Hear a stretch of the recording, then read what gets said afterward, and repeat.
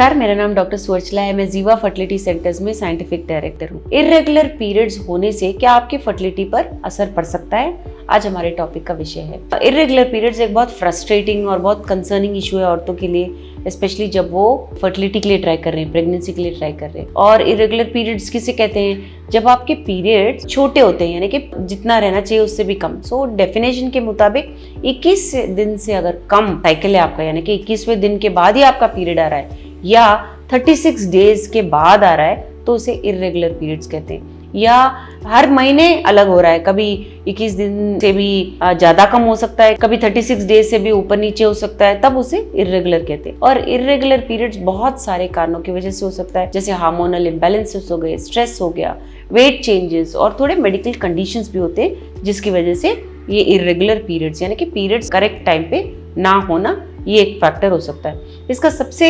Important side effect यानी कि जिसे हमें ध्यान देना चाहिए वो होता है जब आप प्रेगनेंसी के लिए कोशिश कर रहे होते हैं। जिस एज में आप प्रेगनेंसी के लिए कोशिश कर रहे होते हैं और ये इर्रेगुलर पीरियड्स होता है, तो बहुत ही दिक्कत होती है प्रेगनेंसी पाने के लिए और इनफर्टिलिटी हो सकता है। तो हम आज कुछ ऐसे कॉजेज के बारे में बात करेंगे, कुछ ऐसे फैक्टर्स के बारे में बात करेंगे जिससे इर्रेगुलर पीरियड्स हो सकता है और उसका प्रभाव किस पे पड़ता है। तो हम इर्रेगुलर पीरियड्स और ओव्यूलेशन के बारे में बात करेंगे। पहले ओव्यूलेशन क्या होता है? अंडे का रिलीज होना। क्योंकि जो पीरियड होता है, जो मेंस्ट्रुअल साइकिल होता है, वो अपने आप में ही एक कॉम्प्लेक्स प्रोसीजर है। इसमें क्या होता है, एक अंडा ओवरीज से रिलीज होता है, इस प्रक्रिया को ओव्यूलेशन कहा जाता है। इर्रेगुलर पीरियड्स में ये अनुमान लगाना मुश्किल हो जाता है कि अंडा कब रिलीज हो रहा है, इसीलिए आपको इंटरकोर्स करने में दिक्कत होगी। आप प्लान नहीं कर सकते कि कब अंडा रिलीज हो रहा है, कब आपको ट्राई करना चाहिए, जिससे आपके प्रेगनेंसी के चांसेस ज्यादा हो। ये सबसे बड़ा प्रॉब्लम है इर्रेगुलर पीरियड्स के साथ प्रेगनेंसी ट्राई करने के दौरान। और इर्रेगुलर पीरियड्स होने से ये भी अनुमान लगाया जा सकता है कि शायद अंडा रिलीज ही नहीं हो रहा है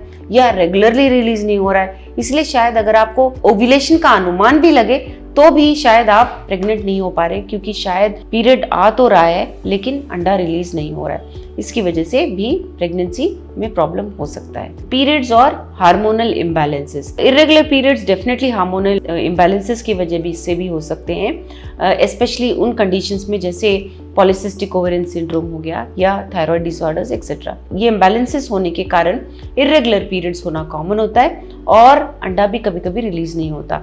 PCOS पॉलीसिस्टिक ओवेरियन सिंड्रोम की अगर हम पर्टिकुलरली बात करें, जो बहुत मेन कॉज है इर्रेगुलर पीरियड्स का और इनफर्टिलिटी का भी, तो इन औरतों में क्या होता है, मल्टीपल सिस्ट यानी कि ओवरीज में बहुत सारे सिस्ट जमा हो जाते हैं। सिस्ट यानी ऐसे समझिए कि पानी से भरे हुए बबल्स के जैसे, और जिसकी वजह से अंडा रिलीज नहीं हो पाता, इर्रेगुलर पीरियड्स होते हैं, वेट गेन होता है, पिंपल्स आना, एक्सेस हेयर ग्रोथ होना, ये सब होता है। नेक्स्ट, इर्रेगुलर पीरियड्स और एज के बढ़ते हुए पीरियड्स भी इर्रेगुलर हो जाते हैं, इसलिए क्योंकि ओवरीज में अंडे भी कम हो जाते हैं, उनका क्वालिटी भी कम होता है, जिसके कारण जो पीरियड्स होते हैं वो छोटे होते रहते हैं या इर्रेगुलर होते हैं। ये एज के मुताबिक होते हैं, लेकिन अगर एज के पहले हो रहा होता है ये, तो बहुत मुश्किल हो जाता है प्रेगनेंसी प्लान करने के लिए।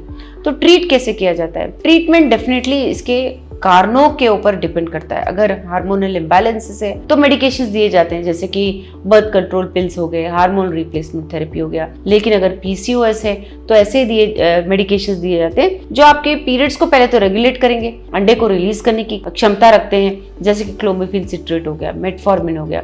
यही नहीं, दवाइयों पे ही आधारित मत रहिए, लाइफस्टाइल चेंजेस भी करिए, जैसे वेट लॉस हो गया, स्ट्रेस रिडक्शन, एक्सरसाइज, ये सारे आपके पीरियड्स को रेगुलराइज करके आपके फर्टिलिटी को इम्प्रूव कर सकते हैं। इसके बारे में और जानकारी के लिए अवश्य जीवा फर्टिलिटी सेंटर्स आइए। धन्यवाद। हमने इस वीडियो को बनाने में बहुत मेहनत की है, ज़रूर हमें सब्सक्राइब और लाइक कीजिए। Thank you.